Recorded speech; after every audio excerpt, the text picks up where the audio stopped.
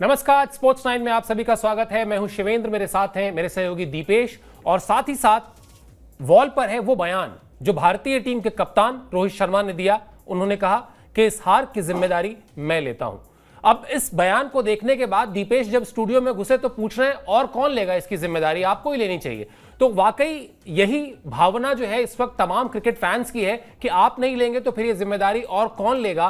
और साथ ही साथ तमाम बड़े जो दिग्गज खिलाड़ी हैं भारतीय क्रिकेट के, जो बड़े नाम हैं, चाहे वो सुनील गावस्कर हो, सचिन तेंदुलकर हो, वीरेंद्र सहवाग हो, उन्होंने इस हार पर क्या कहा है, किस तरह की प्रतिक्रिया दी है, ये सब कुछ इस शो में हम डिस्कस करेंगे। आप लगातार बने रहिए हमारे साथ और इस बातचीत के साथ साथ अगर आपकी कोई प्रतिक्रिया है इस हार पर तो आप कमेंट में दीजिए, हम उसको जरूर पढ़ेंगे। लेकिन सबसे पहले आपको यही बताते हैं, जो खबर है वो खबर यही है कि भारतीय टीम की शर्मनाक हार पर दिग्गजों की प्रतिक्रिया जो है लगातार आ रही है। जैसा मैंने थोड़ी देर पहले कहा, वीरेंद्र सहवाग, सचिन तेंदुलकर, सुनील गावस्कर का बड़ा बयान आया है। घर में 3-0 की हार को पचाना मुश्किल है। अगर सबके बयान का एक जिस्ट निकाला जाए, एक सार निकाला जाए, तो हर एक खिलाड़ी, हर एक क्रिकेट फैन सोशल मीडिया में भरा पड़ा है ये जो सेंटिमेंट्स है, और उसका जो क्रक्स है वो यही है कि घर में 3-0 की हार को पचाना मुश्किल है। 1932 में भारतीय टीम का टेस्ट क्रिकेट का सफर शुरू हुआ था। 1932 से 2024 यानी 92 साल होते हैं, और 92 साल में पहली बार ऐसा हुआ है। ये सोचकर, मतलब अभी इस हार को लगभग 24 घंटे होने वाले हैं, लेकिन अब भी स्वीकार करना मुश्किल है कि कोई टीम, भारतीय टीम को जो इस सीरीज से पहले वर्ल्ड टेस्ट चैंपियनशिप के पॉइंट टेबल में नंबर 1 टीम थी, आईसीसी की रैंकिंग्स में नंबर 1 टीम थी, वनडेज में उसने फाइनल खेला वर्ल्ड कप का, टी20 में उसने चैंपियनशिप जीती वर्ल्ड कप की, वो टीम 3-0 से अपने घर में हार रही है तब, जबकि उस टीम के पास रोहित शर्मा हैं, विराट कोहली हैं और बहुत सारे बड़े बड़े आने वाले समय के स्टार्स हैं। क्या कहा है इन खिलाड़ियों ने, इस पर शुरुआत करेंगे और सबसे पहले आपको बताते हैं कि सचिन तेंदुलकर ने क्या कहा। उसके बाद बातचीत का सिलसिला शुरू करेंगे। दिखाइए भाई जरा सचिन तेंदुलकर क्या कह रहे हैं। सचिन तेंदुलकर कह रहे हैं कि अपने घर में 3-0 की हार को पचाना मुश्किल है। ये आत्मनिरीक्षण का समय है। क्या ये तैयारियों में कमी की वजह से हुआ, खराब शॉट्स खेलने से हुआ, और या फिर हमारी प्रैक्टिस ही कम थी। शुभमन गिल ने पहली पारी में अच्छा खेला, ऋषभ पंत ने दोनों पारियों में अच्छी बल्लेबाजी की, चुनौती भरी विकेट पर उनका फुटवर्क शानदार था। न्यूजीलैंड की टीम ने पूरी सीरीज में अच्छा प्रदर्शन किया, जिसका श्रेय उन्हें जाता है। मैं वही सवाल लेकर आ रहा हूं दीपेश आपके पास, जो सचिन तेंदुलकर जानना चाह रहे हैं।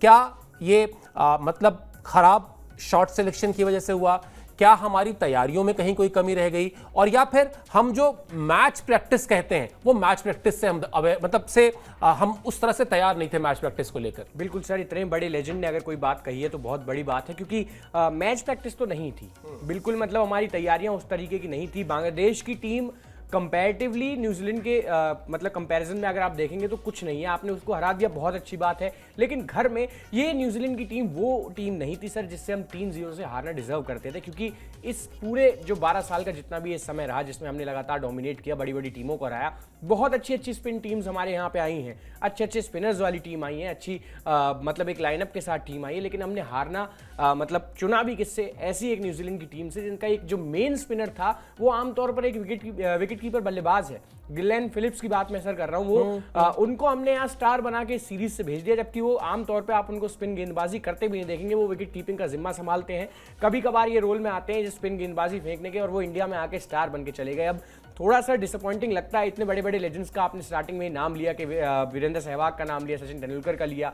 सचिन तेंदुलकर आमतौर पर बड़े स्ट्रेट बैट से खेलते थे, लेकिन जब शेन वॉर्न जितनी बार यहाँ आए, बड़ा स्लॉग स्वीप के लंबे लंबे छक्के उनको लगाए।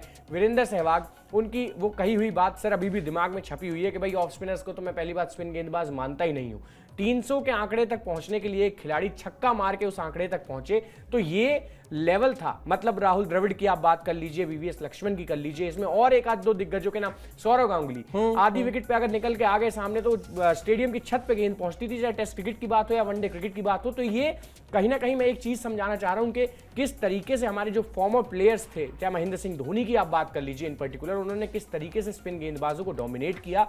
और आज एक वो समय है, जैसा हमने शो से पहले डिस्कस भी किया था, कि विराट कोहली गेंदबाजी फेस ही नहीं करना चाह रहे। वो एक डेस्परेट रन के लिए जाते हैं, रन आउट हो जाते हैं, पवेलियन में जाके बैठ जाते हैं, फिर ऐसे रिएक्ट करते हैं जैसे कितना बड़ा उनके साथ कुछ हो गया, जबकि उनकी खुद गलती होती है। अब भाई बड़े नामों के पीछे गलतियों को छुपाना बहुत लंबा समय अब उस चीज में रहा नहीं है, कहीं ना कहीं जवाबदेही बनती है, और शायद इसी वजह से इतना बड़ा दिग्गज सामने से आके ये चीज पूछता है कि क्या कमियां हैं, क्या आपने जो शॉट सिलेक्शन था वो तो आमतौर पर बिल्कुल खराब था ही। जब आपका सिलेक्शन आपका खराब होगा शॉट का, तभी आप ग्लेन फिलिप्स को विकेट दोगे, आमतौर पर ऐसा नहीं होगा।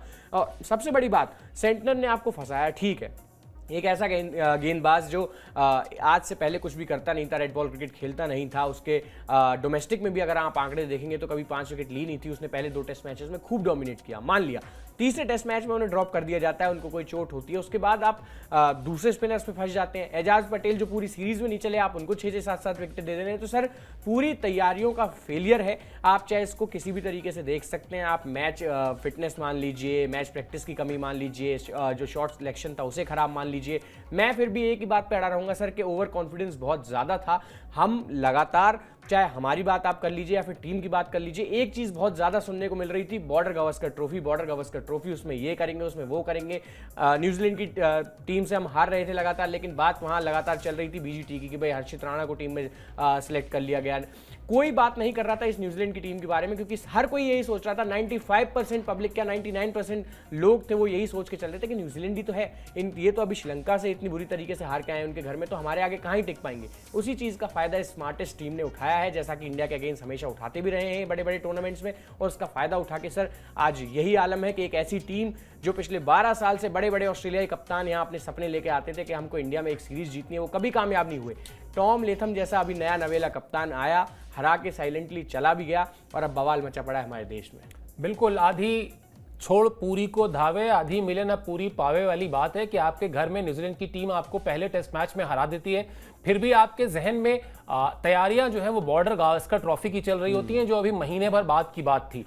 आपको जरूरत थी पहला टेस्ट मैच गंवाने के बाद कि आप सबसे पहले इमीडिएट जरूरी एक्शन लेते। नंबर 2 और नंबर 3 जो टेस्ट मैच थे वहां पर आप इस तरह के पिच पर खेलते, मेहनत करते, संघर्ष करते, और वो इंटेंट दिखाते कि कोई बात नहीं, पहला टेस्ट मैच हारने के बाद भी कई बार भारतीय टीम ने कमबैक किया है, इस टीम को इसी के लिए जाना भी जाता है। लेकिन एक के बाद एक भारतीय टीम हारती गई, और नतीजा वही जो दीपेश अभी कह रहे हैं कि अब बवाल मचा हुआ है। आपने एक बड़ी मतलब पासिंग रेफरेंस में आपने कहा कि ये न्यूजीलैंड की वो टीम थी जो श्रीलंका में हार के आई, और श्रीलंका में बड़े ही इनएक्सपीरियंस्ड स्पिनर्स के अगेंस्ट जो है इस टीम को घुटने टेकने पड़े। एक नंबर पॉइंट नंबर 2, इस टीम का सबसे बड़ा बल्लेबाज और वर्ल्ड क्रिकेट का बड़ा बल्लेबाज केन विलियमसन इस सीरीज में नहीं था। नंबर 3, सीरीज शुरू होने से एन पहले टीम के कप्तान साहब ने कहा नहीं जी हमें कप्तानी नहीं करनी है। क्या भारतीय टीम इस बात का आकलन ही नहीं कर पाई कि न्यूजीलैंड किस तरह से कितनी तैयारियां करके आई है? उसको ये लगा कि इनका तो कप्तान कप्तानी छोड़ रहा है, माने बैठा है कि 3-0 से हारेंगे और फिर कप्तानी से हटा दिया जाएगा, इससे अच्छा पहले ही कप्तानी छोड़ दो। क्या हम सचिन के जो पॉइंट्स है उसमें यह भी जोड़ दें कि क्या हमने न्यूजीलैंड की टीम को बहुत ही हल्की टीम समझ के मैदान में उतर गए हम? बिल्कुल सर, ये बात तो मैं बार बार कह रहा हूं, ओवर कॉन्फिडेंस बहुत ज्यादा था। अगर ओवर कॉन्फिडेंस नहीं होता तो फिर वो जो लगातार बात होती है, बांग्लादेश सीरीज को हमने क्यों 2 दिन में एक टेस्ट मैच जीत लिया, क्योंकि रोहित के हमारे जितने भी हमने बयान सुने उनके मुंह से एक ही बात लगातार थी कि हम एक test match at a time लेके चल रहे हैं, कि अभी एक मैच है उस तरीके से चल रहे हैं, हम लंबा बहुत नहीं सोच रहे हैं। न्यूजीलैंड की सीरीज से पहले जैसे ही हमने 1.5 दिन में एक टेस्ट मैच जीता, तो हमारे जो आत्मविश्वास आप उसको कह लीजिए या फिर कुछ भी कह लीजिए, जो हमारा कॉन्फिडेंस था वो एकदम मतलब बहुत ऊपर था। ये लगा लीजिए कि हम इस टीम को इतने हल्के में ले रहे थे कि हम इस सीरीज के बारे में सोच ही नहीं रहे थे, और 46 पे आउट होने के बाद भी इतना कॉन्फिडेंस था हमको भी, हमारी टीम को भी, कि ठीक है जो हो गया हो गया। उस टेस्ट मैच में भी कहीं ना कहीं जीत के बहुत करीब पहुंच चुके थे। एक गलती हो जाती है कई बार, बहुत दिन में ये चीज चलती है कि 12 साल में एक बार ऐसा हो गया कि किसी टीम को आप बहुत जल्दी जज नहीं कर पाए, लेकिन उसके बाद 2 टेस्ट मैचेस क्या, हम यहाँ लगातार एक बात कहते हैं कि यहाँ सेशंस का गेम होता है, आपके पास समय होता है, 1 घंटा खराब हुआ, 2 घंटे खराब हुए, 3 घंटे खराब हुए, 40 रन बनाने के लिए 5-5, 6-6 विकेट चले जा रहे हैं, कभी हम कमबैक ही नहीं कर पा रहे, कोलैप्स हो रहा है तो ऐसा हो रहा है पूरा मिडिल ऑर्डर ही चला जा रहा है। रोहित शर्मा जिस शुरुआत के लिए जाने जाते हैं, पूरी टीम आउट हो रही है स्पिनर्स पे, रोहित भैया ने एक नई चीज चुन ली है कि मैं तेज गेंदबाजों पे आउट होऊंगा, तो ये कुछ सर अलग तरीके की वो थी। उन्होंने जितने भी बदलाव अपनी टीम में किए न्यूजीलैंड वालों ने, हर चीज जस्टिफाई उन्होंने की। मिचेल सेंटनर को टीम में लेके आए तो उन्होंने बिल्कुल मैं कहता हूं 7-8 विकेटें उन्होंने ले ली, पूरे टेस्ट मैच में 13 विकेट ली। इसके बाद उनको बाहर भी बिठाया तो उन्होंने कोई पैनिक नहीं किया, फिर भी वो टेस्ट मैच जीतने में कामयाब रहे। वहां एजाज पटेल ने बहुत अच्छे से लीड किया। गलती हमारी टीम से हुई, हमारे मैनेजमेंट से हुई। वॉशिंगटन सुंदर बड़ा अच्छा खेल रहे थे, लगातार हम ये बातें सर कर रहे थे कि उनको ऊपर भेजना चाहिए था, जब आपको पता था कि आपके राइट हैंडर्स एक लेफ्ट आर्म स्पिनर के आगे थोड़ा सा स्ट्रगल कर रहे हैं, तो क्यों नहीं उनको 8 नंबर तक वेट क्यों कराया गया? एक खिलाड़ी को जो अभी अभी 3 नंबर पे बल्लेबाजी करके रणजी में 200 रन मार के आया, उसको ऊपर क्यों नहीं भेजा गया? मतलब प्लानिंग का तो आप पूरी तरीके से एक बड़ा फेलियर यहां मान सकते हैं। और वही बात है, हम जज ही नहीं कर पाए कि न्यूजीलैंड की टीम अगला जो उनका कदम होगा वो क्या हो सकता है, और उन्होंने हमें पूरी तरीके से पढ़ लिया था सर। चाहे विकेट कोई भी हो, रैंक टर्नर भी हमने 2 बार दे के देख लिया। अब ये तो बहुत खराब बात है कि हमने अपने जाल में हमारी टीम खुद ही फंस गई। ये वही बात हो जाती है जो 2012 में हुई थी, स्पिनर्स के ट्रैक हमने दिए। अब वो एक ढलता समय था, उसमें बहुत से टीम के जो लेजेंड्स थे वो रिटायर हो रहे थे। कुछ वैसा ही टाइम अब सर आ चुका है। रोहित शर्मा, विराट कोहली ऑलमोस्ट अपने जो करियर के एंड पे हैं। अब यहाँ से पता लगेगा कि किस तरीके से बहुत लोग सचिन तेंदुलकर की बात करते हैं, विराट कोहली से कंपेयर कर देते हैं, लेकिन असल में उन्हें क्रिकेट का भगवान क्यों कहा जाता है, उन्होंने 2010 और 2009 के बाद से बताया था, जब वो दोबारा से अपने करियर में उठ खड़े हुए और 2011 में जिस तरीके से वर्ल्ड कप को डोमिनेट किया। तिलक रत्न दिलशान के बाद दूसरे नंबर पर सबसे ज्यादा रन थे, 450 समथिंग, और पूरे वर्ल्ड कप में जिस अप्रोच से खेले। हम रोहित की लगातार तारीफ करते हैं कि 2023 का वर्ल्ड कप, भाई सचिन को आप देखिए, वो 2011 का दौर था सर, आज से 12-15 साल पुरानी बात है, उन्होंने पहले ये चीजें स्टार्ट कर दी थी। तो ये चीज कहीं ना कहीं अब यहां से पता लगेगा कि हमारे लेजेंड्स की, जिनकी हम बात लगातार करते हैं, चाहे रोहित शर्मा हो या विराट कोहली हो, क्योंकि अब कुछ भी कह लें सर, मोराल इतना डाउन तो है कि ऑस्ट्रेलिया के अगेंस्ट 4 मैचेस जीतने उनकी धरती पे WTC के लिए बहुत मुश्किल काम है। अब कुछ ना कुछ भगवान की मेहरबानी हो जाए तो अलग बात है, लेकिन अब WTC का जो वो साइकिल है उसमें अब थोड़ी मुश्किल नजर आ रही है टीम के लिए। बिल्कुल, थोड़ी नहीं, काफी मुश्किल नजर आ रही है। शायद आप कहना नहीं चाह रहे हैं, लेकिन सच्चाई यही है कि वो बहुत मुश्किल हो गया है। आपने तेंदुलकर की बात की, उस वर्ल्ड कप में पाकिस्तान के खिलाफ जो सेमीफाइनल मैच था, उस मैच में जब भारतीय टीम के हर एक खिलाड़ी को, तमाम हजारों जो फैंस वहां मौजूद थे, उन फैंस को जब ये भरोसा हो गया था कि भारत जीत जाएगा, तब भी सचिन का एक ऑडियो आता है स्क्रीन पर और वो कहते हैं मैच अभी खत्म नहीं हुआ है। क्योंकि कब कहां से कौन सा खिलाड़ी चीजों को पलट देगा, क्रिकेट का खेल है, जब तक आप विजयी घोषित ना हो जाएं तब तक आपको विजयी मानना नहीं चाहिए। और यही गलती इस सीरीज में हुई है। यहां पर हम सीरीज शुरू होने से पहले ही खुद को विजयी मान बैठे थे और उसी का नतीजा है कि हमको ऐसी हार मिली है जो कभी देखने को नहीं मिली थी। गावस्कर साहब क्या कह रहे हैं, जरा उनका भी बयान आपको दिखाते हैं कि गावस्कर ने क्या कहा है इस हार पर। एक टेस्ट में हार कोई भी समझ सकता है, जो पहले भी हुआ है, लेकिन 3 टेस्ट मैच की हार पचाना मुश्किल है। बावजूद इसके हमें टीम के साथ खड़े होना चाहिए, क्योंकि एक बड़ा दौरा सामने है। हम टीम की आलोचना नहीं कर सकते, ये नतीजा हताश करने वाला है, लेकिन हम सब जानते हैं कि ये सारे शानदार खिलाड़ी हैं। मैं ये कहूंगा कि भारतीय टीम को इस नतीजे को बुरे सपने की तरह भूल जाना चाहिए। अब सिर्फ ऑस्ट्रेलिया दौरे पर ध्यान देने की जरूरत है, वहां जाकर अभ्यास करना चाहिए और यह लक्ष्य रखना चाहिए कि तीसरी बार सीरीज जीतना है। आप चाहे 1-0, 2-0 या 2-1 से सीरीज जीतें, वो भारतीय क्रिकेट फैंस को अच्छा लगेगा। ये ऐसा समय था जब आप अच्छा नहीं खेल पाए। मैं लोगों से यही कहना चाहूंगा कि यही वो टीम है जो लगातार अच्छा खेल रही थी। बड़ा ही संतुलित, बहुत ही सीजन्ड और बड़ा ही जिस तरह से बल्लेबाजी करते थे गावस्कर साहब, उस तरह का बयान उन्होंने दिया है। कह रहे हैं टीम के साथ रहिए, टीम को बैक करिए। लेकिन मैं उससे इतर बात करूंगा और मैं बात करूंगा कि जब भी हार जिस तरह के जख्म देती है, फिर उसमें मरहम भी यही टीम लगाती है। तो अगर आपको मरहम लगाना है तो अब आप बॉर्डर गावस्कर ट्रॉफी पर ही फोकस कीजिए। अभी वर्ल्ड टेस्ट चैंपियनशिप भूल जाइए। अभी टारगेट ये रखिए कि हमको ये ट्रॉफी जीतनी है। अगर ऑस्ट्रेलिया में जाकर आप, जैसा गावस्कर कह भी रहे हैं कि अगर आप 2-0 से या 2-1 से ट्रॉफी जीत लेते हैं तो कम से कम ये जो मरहम है वो लगेगा। हाँ, फिर उसके बाद सोचा जाएगा कि आप क्वालिफाई कर पाते हैं या नहीं कर पाते हैं, क्योंकि अपने सब्सक्राइबर्स को बता देना चाहिए कि जो क्वालिफाई करने की शर्त है आज की तारीख में, वो शर्त यह है कि 4 मैच आप जीतें 5 में से। अब ऑस्ट्रेलिया में 4 मैच हराना 5 में से मुश्किल है, बहुत मुश्किल है। लेकिन गावस्कर की बात भी सही है कि सीरीज जीतिए, उसके बाद छोड़ दीजिए, बाकी जो होगा देखा जाएगा। हाँ सर, बैकिंग की तो बात बड़ी अच्छी करिए। बैक करना तो बनता भी है और बहुत बार किया भी है, लेकिन किस खेल को बैक किया है, मैं ये चीज़ सर एक बार बताना चाहता हूँ।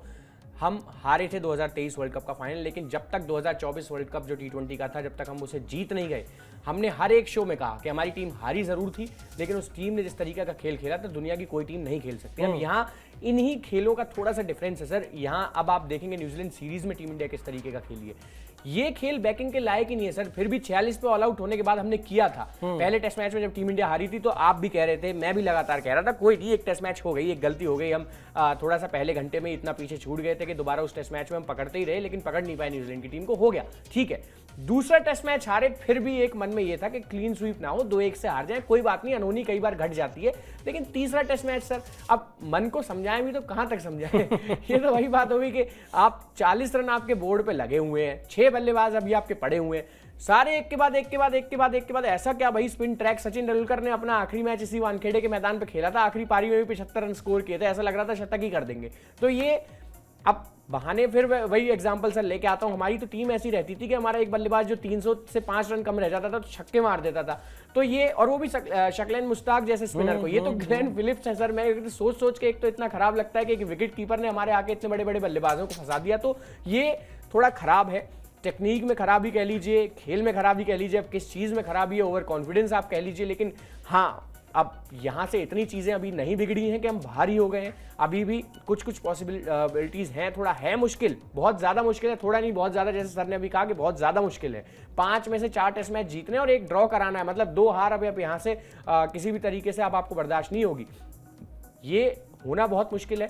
आप तब ये जब ये काम कर लेंगे, 4 मैच जीतेंगे, तो अपने दम पे आप एक फाइनल में पहुंच जाएंगे। लेकिन दूसरी टीमों पे अब तो ये तो वही जैसे हर आईपीएल में आरसीबी का हाल होता है ना सर, के आप अपने बचे हुए 4 मैच तो जीतिए, फिर दुआ कीजिए कि सामने वाली टीम इतने मैच हार जाए। तो ये कुछ ऐसा हाल टीम इंडिया का हो चुका है और ये थोड़ा बुरा लगता है सर। एक टेस्ट सीरीज, मात्र 3 टेस्ट मैच अपने घर में, और पूरी 2 साल की मेहनत जो हमारा मेन फोकस था WTC का, जिसके लिए ये कोचिंग स्टाफ इतना मुश्किल से बनाया गया था, इतनी जिद थी, जो इतनी बातें थी वो गंभीर की मानी गई थी, उसके बाद ऐसा सिनारियो देखना थोड़ा सा इंडियन क्रिकेट के लिए बुरी बात है। मतलब हम हमेशा अच्छाइयों की बात करते रहते हैं, कितनी अच्छी शेप में इंडियन क्रिकेट था लगातार, इसकी बात हमने की, लेकिन यहाँ से थोड़े सवाल खड़े होते हैं क्योंकि अपने जाल में फंसे हैं सर। अगर यही थोड़ा फास्ट बॉलिंग वाली विकेट होती तो मैं मान लेता कि मैट हेनरी ने फंसा दिया, टिम साउदी ने फंसा दिया, लेकिन अब फिर वही बात आती है सर, घूम के एक विकेट कीपर जो गेंदबाज नया बन जाता है और वो हमारी टीम इंडिया को फंसा जाता है। तो कहाँ तक डिफेंड करें सर। लेकिन आप भी इतने साल से सर देख ही रहे हैं, कवर भी कर रहे हैं, आपने भी लगातार कितने बड़े बड़े टेस्ट मैचेस देखे, चाहे वो पाकिस्तान की बात हो, इंडिया की बात हो, बड़े बड़े स्पिनर्स को आपने यहाँ खेलते हुए देखा। शेन वॉर्न की लगातार बात कही जाती थी कि पूरी दुनिया में उन्होंने अपना जादू चलाया, लेकिन इंडिया में कभी कामयाब नहीं हो पाए क्योंकि यहाँ के बल्लेबाजों को स्पिन खेलनी आती थी। सर क्या वो बदलाव आया कि पिछले 10-12 साल डोमिनेट करने के बाद अचानक से 6 महीने स्पिन में इतने खराब हो जाते हैं कि दुनिया की सबसे ज्यादा डोमिनेटिंग कंट्री स्पिन गेंदबाजी को करने वाली एकदम से इतने बैकफुट पे आ जाती है कि उसके बड़े बड़े बल्लेबाज ग्लेन फिलिप्स को नहीं खेल पा रहे हैं। असल में दीपेश, ये समस्या तो थी, ये समस्या आप ऐसा नहीं कि अचानक उभरी है। हो ये रहा था कि कोई 1-2 बल्लेबाज अच्छा कर दे रहे थे, सीरीज आप जीत जा रहे, तो स्पिनर्स और आप मानने को तैयार नहीं थे। गौतम गंभीर से इस सीरीज में भी पूछा गया कि क्या हम स्पिनर से खिलाफ असहज हो रहे हैं, उन्होंने कहा नहीं ऐसी कोई दिक्कत नहीं है। जबकि आप ये बताइए, मुंबई में प्रैक्टिस के लिए 25 नेट बॉलर्स बुला लिए गए स्पिनर्स, वो क्या करेंगे वहां आके? 3 घंटे का नेट्स होता है, 3 घंटे के नेट्स में भी बैटिंग नेट्स होते हैं मुश्किल से 1.5 घंटे के। मान लिया 3 अलग अलग नेट्स में भी आप खिला रहे हो, एक बॉलर को आप कितनी देरी खेल लोगे? तो हो ये रहा था कि पिछले 1-1.5 दशक में जो हमारा फास्ट बॉलिंग को लेकर ऑब्सेशन है, प्रेम है, उसकी वजह से डोमेस्टिक क्रिकेट में भी जो हमने विकेटें बनानी शुरू की, वो उस तरह से स्पिनर्स की फ्रेंडली विकेट नहीं थी। तो हम वहां पे हम गलती होती गई शायद, और वो हो ये रहा था कि कोई एक चल जाता था, कोई एक चल जाता था। जब कोलैप्स हुआ तो फिर वो सारे के सारे ही कोलैप्स हुए, और फिर कुछ तो कोलैप्स हुए और कुछ डर के मारे कोलैप्स हो गए। कल यही बात हम कर रहे थे शो पे कि एक आदमी को सांप ने काटा और उसके सामने से मेढक गुजरा, वो बच गया। दूसरे आदमी को मेढक ने काटा, उसके सामने से सांप गुजरा, वो मर गया। तो ये आप कैसे डर गए? आप उठाकर देखिए, जो बात मैं आपसे कह भी रहा था कि अगर दिन के खेल में सिर्फ 3 गेंदें बाकी हैं, तो क्या विराट कोहली से आप एक्सपेक्ट करते हैं कि वो सिंगल दौड़ने जाएंगे? और वो भी अगर बहुत कंफर्टेबल सिंगल हो तो मान लेते हैं चलिए कि हाँ क्यों नहीं दौड़ेंगे भाई, लेकिन आप ट्रिकी सिंगल क्यों दौड़ेंगे वहां पर?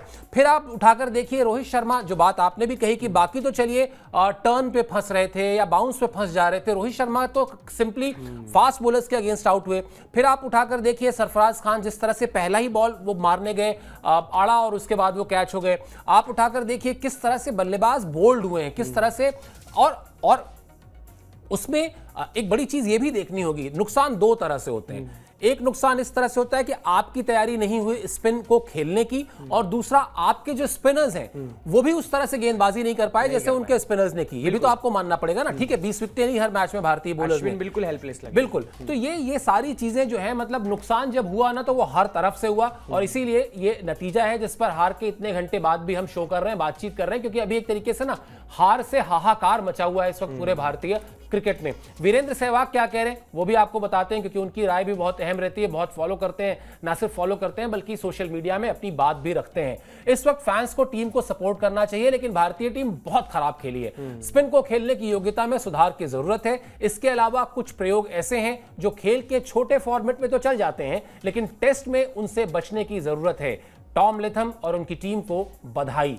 अब यहां पर दो चीजें हैं, एक तो प्रयोग से बचने की जरूरत है, ये तो हम हमेशा अपने शो में भी कहते रहे कि भाई कर लीजिए, आपको चाहे जितनी मर्जी प्रयोग करने हैं, T20 में कर लीजिए, वनडे में भी थोड़ा बहुत कर लीजिए, लेकिन टेस्ट क्रिकेट में ज्यादा एक्सपेरिमेंट की कोई जरूरत नहीं, कोई स्कोप भी नहीं है। लेकिन यहां जो ये बात कह रहे हैं कि हम स्पिनर्स को बहुत खराब खेले, पहले मुझे लगता है किसी भी चीज को दीपेश, अगर आप उस चीज में सुधार चाहते हैं, पहले आपको वो स्वीकार करना होता है। आप किसी डॉक्टर के पास जाते हैं अपनी किसी बीमारी को लेके, वो आपको बताता है कि हाँ आपको बुखार है, वायरल है, तो आप मानते हैं, तभी तो आप दवा खाना शुरू करते हैं ना। डॉक्टर कहते कि आपको वायरल है, आप कहें नहीं मुझे तो वायरल नहीं है, तो फिर बात ही खत्म हो जाएगी। यहां पहले गौतम गंभीर को as a coach, Rohit Sharma को as a captain, Virat Kohli को एज अ सीनियर प्लेयर, इन लोग को मानना पड़ेगा कि पिछले एक डेकेड में हमारा जो स्पिन खेलने का की काबिलियत थी, योग्यता थी, उसमें कहीं ना कहीं गिरावट आई है। और बचने का तरीका अब एक ही है, जैसे पहले लंबे लंबे कैंप लगते थे, आप लगाइए कैंप और सिर्फ स्पिनर्स के खिलाफ खेलिए, करिए प्रैक्टिस।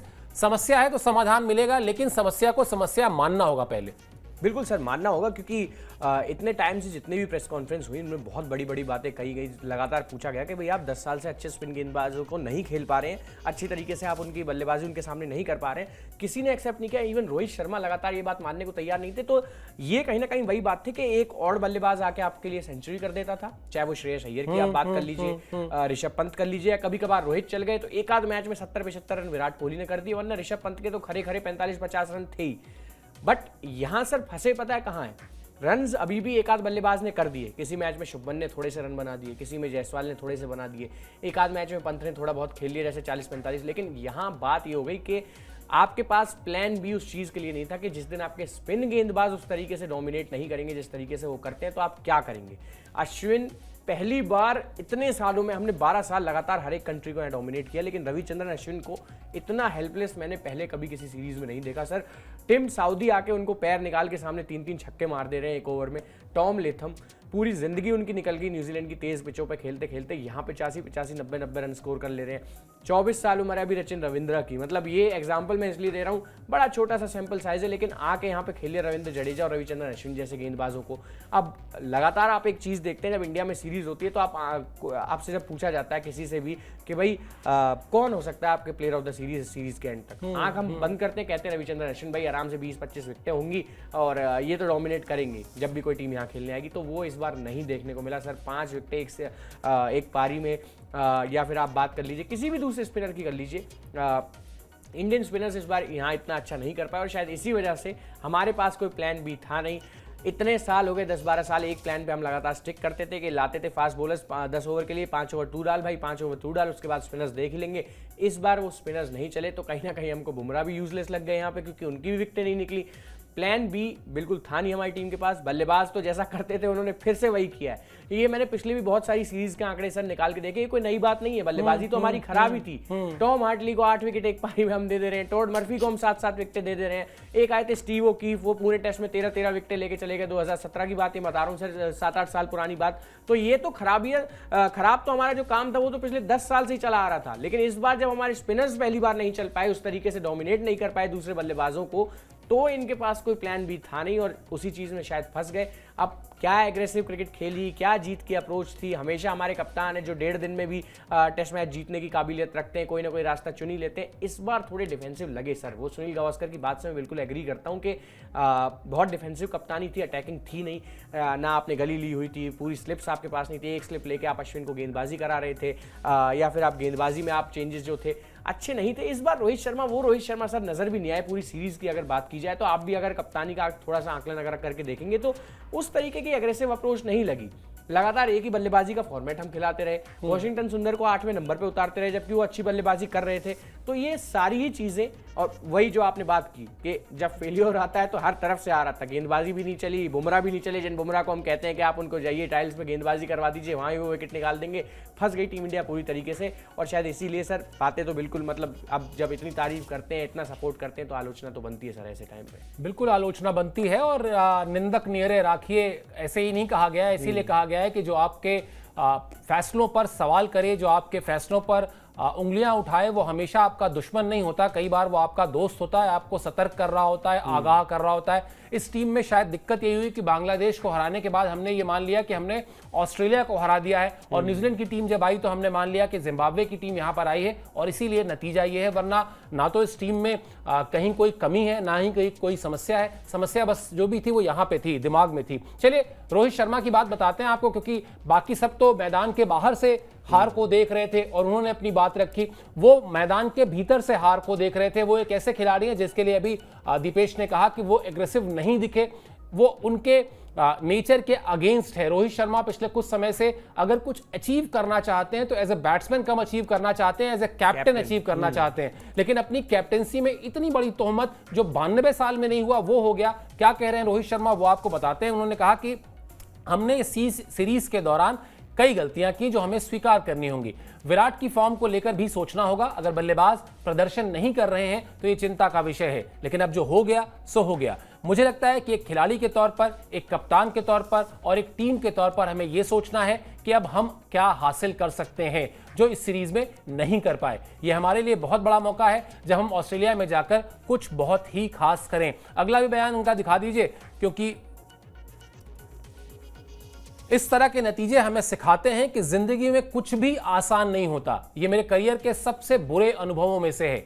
अपने घर में 3 मैच हारना, एक कप्तान के तौर पर मैं इस हार की पूरी जिम्मेदारी लेता हूं। मैं सीरीज में कप्तान के तौर पर शुरू से ही अच्छा प्रदर्शन नहीं कर सका, और हां, एक बल्लेबाज के तौर पर भी मेरा प्रदर्शन अच्छा नहीं था।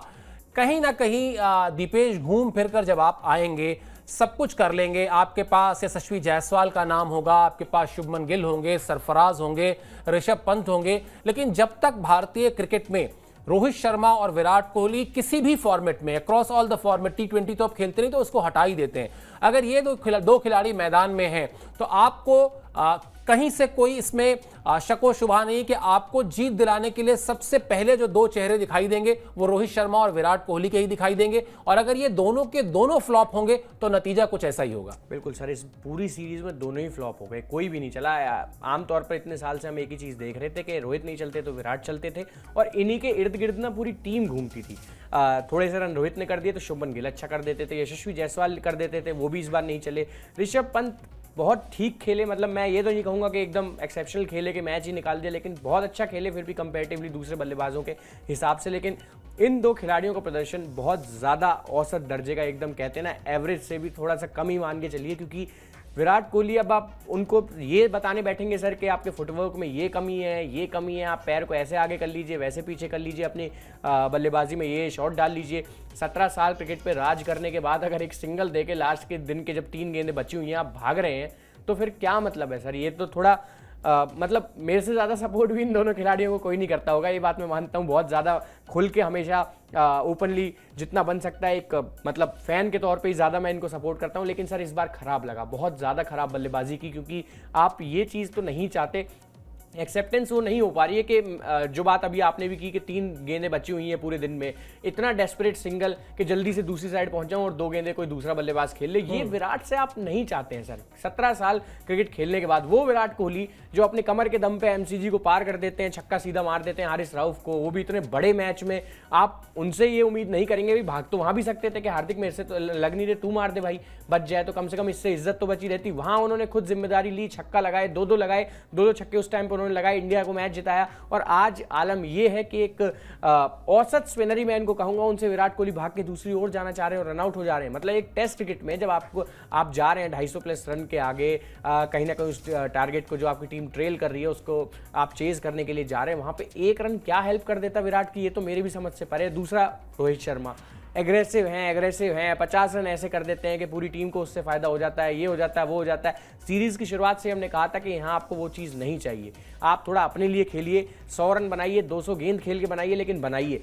उस चीज़ में कहीं ना कहीं रोहित शर्मा पूरी तरीके से फेल रहे। स्पिनर्स को फेस करने का तो मौका ही नहीं आया, कभी टिम साउदी इनको आउट कर दे रहे हैं, कभी मैट हेनरी कर दे रहे हैं, तो ये कमी है सर। और शायद इसीलिए बार बार बात हो रही है कि अब इन दोनों के बारे में थोड़ा सा सोचना होगा। मतलब इस तरीके से, हालांकि एक ही सीरीज हारे हैं, सुनने में थोड़ा ऐसा लगता है कि भाई एक सीरीज तो बहुत बड़ी बड़ी टीमें आ रही हैं। ऑस्ट्रेलिया ने भी 2 सीरीज हमारे टीम के, उनके ऊपर क्या बीती होगी जब हमारे नेट बॉलर्स ने उनके अगेंस्ट जाके गाबा में जाके सीरीज जीत ली।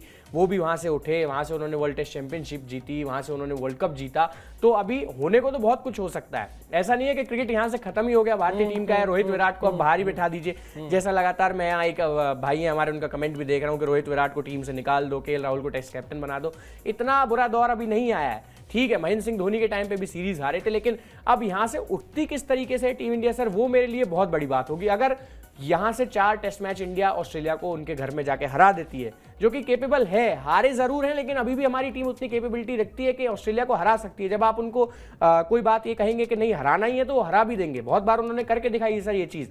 तो ये हो जाए, ऐसा कुछ हो जाए तो हाँ फिर से एक बार सुकून मिलेगा, ये बात दिल से दोबारा निकलेगी कि हाँ अगले 2-3 साल विराट कोहली फिर से खेल सकते हैं, रोहित शर्मा खेल सकते हैं। लेकिन अभी थोड़ा एक्सेप्टेंस थोड़ा मुश्किल है सर, थोड़ा एक्सेप्ट कर पाना ये चीज़ कि विराट कोहली जैसा बल्लेबाज 3 गेंदें दिन की जब बची हुई हैं, ये बात भी आपने मेरे को अभी बता दी। मेरे को तो ये मालूम भी नहीं था कि 3-4 गेंदें बची हुई थी। रनआउट जरूर मालूम था कि वो डेस्परेट सिंगल था, लेकिन 3-4 गेंदें बची हुई थी, उस पर वो स्ट्राइक रोटेट करके दूसरी साइड भाग रहे हैं, तो ये मतलब खराब लगता है थोड़ा। बिल्कुल, आप छक्के का जिक्र कर रहे हैं और मैं तो 29 जून 2024 में के उस फाइनल का जिक्र करूंगा जो विराट कोहली को काम दिया गया था। वो विराट कोहली का काम नहीं है, विराट कोहली ओपन नहीं करते अपने करियर में, लेकिन उनको वर्ल्ड कप में ओपन करने को कहा गया तो उन्होंने ओपन किया। और आप याद कीजिए जिस समय वो शुरुआत में धीमी गति से बल्लेबाजी कर रहे थे, उनके ऊपर कितना प्रेशर रहा होगा। उस वक्त वो चीज उनके दिमाग में नहीं आई कि मैं सिंगल लेके भाग जाता हूं, आउट हो जाऊंगा तो क्या ही फर्क पड़ना है। यहां पर बहुत लोग आउट हो गए, मैं भी आउट हो गया, लेकिन वहां उन्होंने अपनी जिम्मेदारी को समझा कि नहीं, मैं बाद में अपने स्कोर को बढ़ा लूंगा और मेरा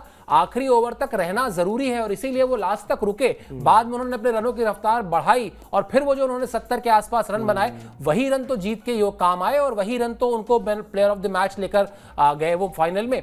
वो इंटेंट नहीं दिखाई दिया। वो बात जो दीपेश कह रहे थे कि रोहित शर्मा स्पिनर्स आने तो देते पहले, उसके बाद देखा जाता कि क्या होता है क्या नहीं होता। स्पिनर्स के आने से पहले ही कोई एक आड़ा तिरछा शॉट मार के वो आउट होकर चले गए, और विराट कोहली के साथ भी कुछ ऐसा ही हुआ। तो शायद वही सचिन तेंदुलकर वाली बात कि हम तैयारियों में कमी थी, मैच प्रैक्टिस नहीं थी, और सबसे बड़ी बात कि कुछ कई बार कहते हैं ना कि किस्मत होनी चाहिए, वो किस्मत भी बहुत खराब थी क्योंकि जब शुरुआत ही आपकी 46 पर ऑल आउट से हुई और अंत जो हुआ वो तो ऐसा हुआ कि आप 147 रन का टारगेट हासिल नहीं कर पाए। तो ये रोहित शर्मा जो कह रहे हैं जिम्मेदारी ले रहा हूं मैं, उनको ही लेनी भी पड़ेगी, क्योंकि जब जीतते हैं तो तारीफ भी उन्हीं को सबसे ज्यादा मिलती है। हाँ, ये बहुत दिलचस्प होगा जो बात दीपेश भी कह रहे हैं बार बार कि अब यहां से भारतीय टीम किस तरह से खड़ी होती है, किस तरह से वो बॉर्डर गावस्कर ट्रॉफी में जाके परफॉर्म करती है, क्योंकि अभी तो कुछ दिन तो मन थोड़ा उदास रहेगा। अब इस उदासी से आप कैसे बाहर निकलते हैं, यही चैलेंज भी भारतीय टीम के सामने रहेगा। चलिए खैर, भारतीय टीम की इस हार से जुड़ी और भी जो खबरें हैं और भी जो प्रतिक्रियाएं हैं, जो लोग कह रहे हैं, कहीं कोई और अगर रिपोर्ट इस तरह की होगी हम जरूर आप तक लेकर आएंगे, आप तक पहुंचाएंगे। इस शो में इतना ही, लेकिन स्पोर्ट्स लाइन को सब्सक्राइब कर लीजिए। आप जो प्यार दे रहे हैं वो प्यार हमें देते रहिए, हम आप तक कवरेज जो है वो बिल्कुल 360 डिग्री पहुंचाएंगे, ये हमारा प्रॉमिस है। बहुत बहुत शुक्रिया, बहुत बहुत आभार।